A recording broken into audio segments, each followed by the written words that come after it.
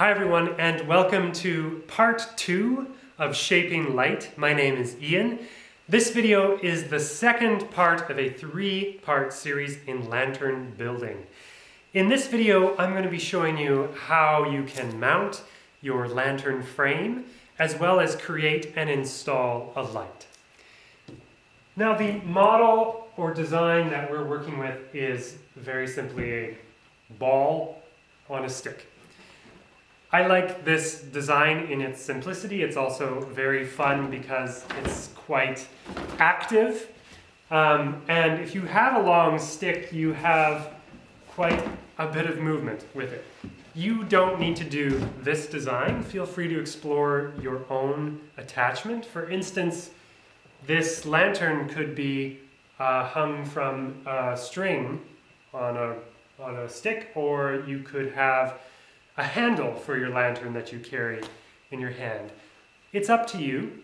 I offer you this one mounting option. The light option that we'll be exploring today is also very simple. It's going to be an open flame inside of a glass jar. Now, this is very wonderful to work with. An open flame is wonderful to work with. The light has a lot of quality to it. If you don't feel comfortable with an open flame, or if you are in an area where there's, say, forest fires are frequent, you can also explore other options such as LED lights. There's a lot of great options in terms of LED lights at your hardware store. The first would be just a basic push LED light, or you can also explore string lights or strip lights that are battery operated. So for today, you're going to need the following materials. You're going to need your knife. You're going to need a pair of pliers or wire cutters. You'll need 18 gauge wire. You'll need a mason jar that you're not terribly connected to or concerned about. And you'll need a candlestick. As well, if it's available to you, I really encourage you to use a drill with a 1/8 inch drill bit. Let's get started.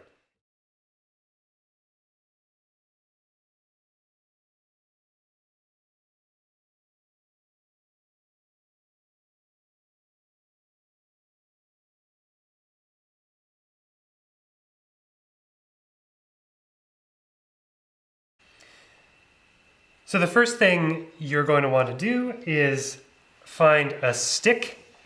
I'm just going to use a piece of red osier, the exact same material as the frame is made out of. It can be any length you like, something that is manageable but also that feels good in your hand. It's very handy to have a marker or a pencil, something to mark specific points with. And what you'll do is you're going to put your stick inside of your lantern frame, and you're going to find 2 points of connection. The first point of connection should be right at the top of your frame. The top of the stick is going to line up on some joint where there's 2 sticks that meet.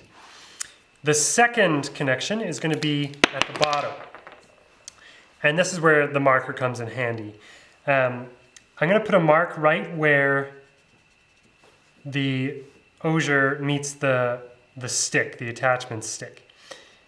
And then while I'm in this position, I'm also going to make a mark of where I want my mason jar to sit. So I can actually take the mason jar and take a look at where that might sit in the lantern. You don't want the flame to be too high, or it will catch the lantern frame or the lantern skin. So you do want that sitting right about in the middle, maybe a bit lower than the middle. And you'll just make a basic mark of where that's going to be. Then you can remove your stick, and this is where having a drill really comes in handy. If you are able to drill through the stick, you can make a much stronger connection. The wire can go through the stick, and that's not going to go anywhere. Whereas if you can't go through the stick, you're going to need to make a little bit of an extra effort to secure that. So if I've got my drill and my mark, I'll just drill a hole into that, as well as a hole maybe 3 inches above where I want that mason jar to sit.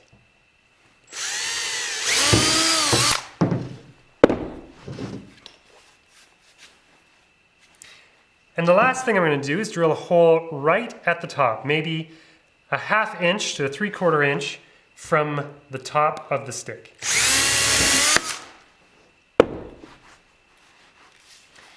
And now that I have those holes in my stick, I'm ready to cut the wire. I want to cut the wire around 9 inches long, and I need as many pieces of wire as I have holes. So I have 3 holes, we'll have 3 pieces of wire.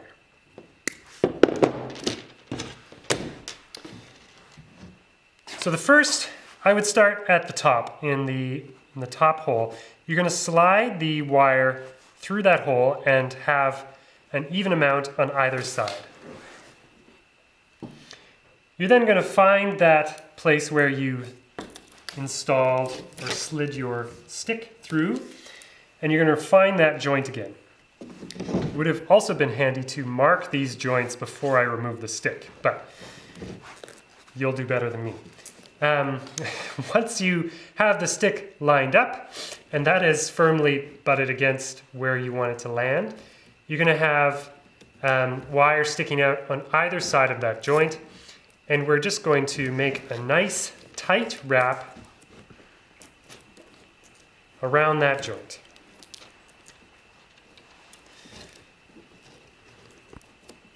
Now this isn't the only way you can wrap the wire. If you prefer to twist the wire, that also works.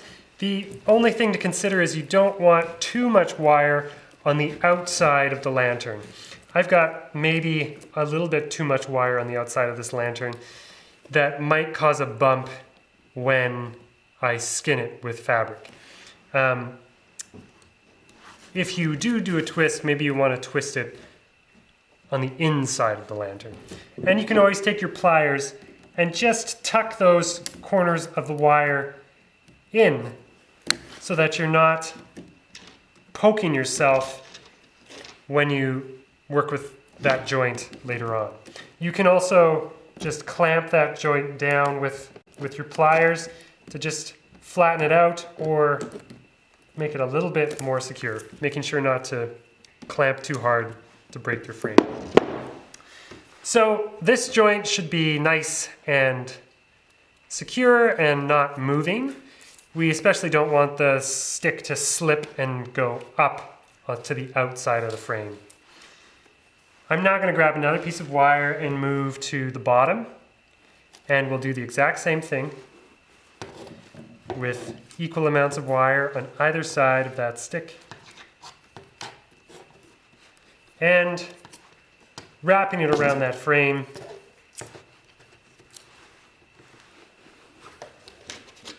and securing it on the inside.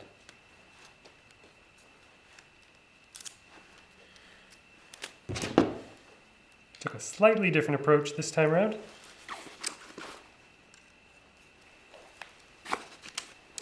So if you do have large amounts of wire, you can always trim that.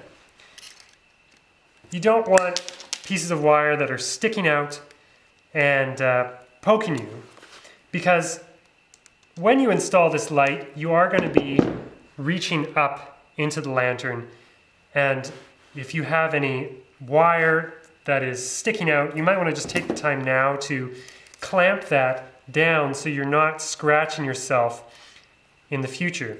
If you have tape, it might also be a good idea to just tape those edges down, just to be extra sure you're not going to scratch yourself.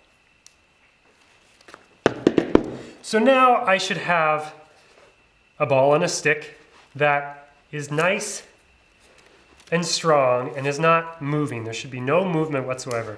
These two connections should make for a shape that the stick is not twisting too much and the ball is not sliding up and down. That's your first step. We will move on to making the light now.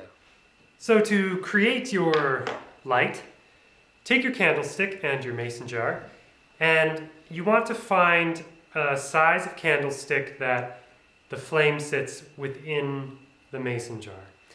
That's so that the wind doesn't blow it out, and so the mason jar acts as a wind barrier for the flame. So measure it with your finger roughly so that you can see where that flame will sit, and then with your knife you're simply going to make that cut on your candlestick so you have a custom sized candlestick. I find the best way to install the candle into the mason jar is to just use a flame. So if you do have a lighter or something, I would just find a working lighter in a place that is not as cold. There we go. And just melt the bottom of that candlestick so that you're getting a couple of drips on the bottom of the mason jar. And as soon as you have a pool of wax at the bottom of the jar, you can stick the candlestick right into that pool of wax. And when it dries, it will hold its place.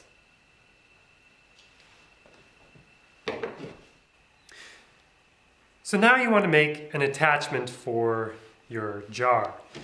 I'm going to take my wire again, and I'm going to cut two pieces that are around 1.5 feet. Doesn't need to be too precise. We're always going to cut any excess wire off at the end of this. With your first piece of wire, take an even amount on both sides of the mason jar and wrap that under that screw top lid. And then when the points connect on the opposite side, you're just going to twist that with your fingers to create a nice seal. And we're going to repeat that in the opposite direction on the other side, making sure that you're below the ridge of that screw top. And we do want to try and get these connection points to be as accurately on the other side of the jar as possible. You can measure this if you'd like to. If they are equal distance apart, the more balanced the connection will be. So now I've got this excess wire sticking out on either side of the jar. I'm going to bring these 2 points together, straight up, right above the mason jar top. When they reach the top, I'm just going to twist the whole thing so that I'm creating another point at the top there. And this is where my pliers come in handy. I now want all 4 ends to act as if they're one piece of wire. So I can actually twist that to just get a bit more control. What I'm aiming for is one piece of wire that I can then bend into a hook. And if your hands are sensitive or you don't have the hand strength to do this, a pair of pliers certainly helps with this process. And then again, any excess wire you have, you're just going to trim off with your wire cutters.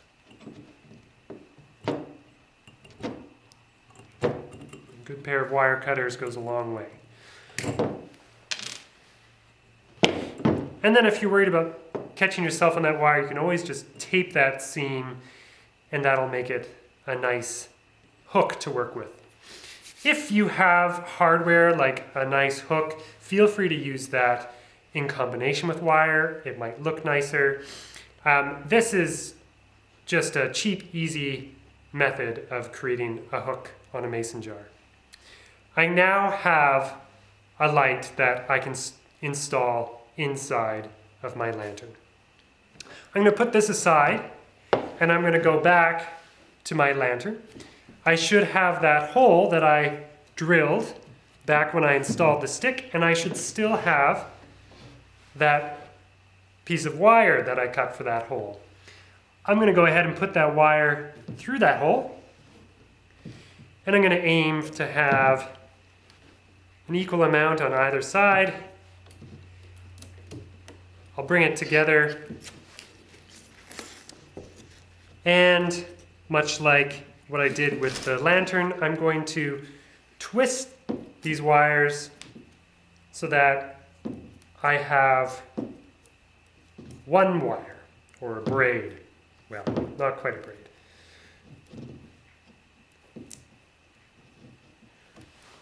Once I have that, I'm just simply going to make a ring.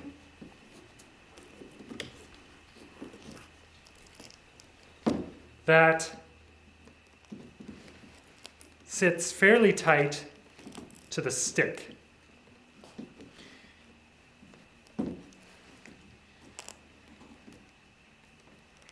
Again, pliers might come in handy here. There we go.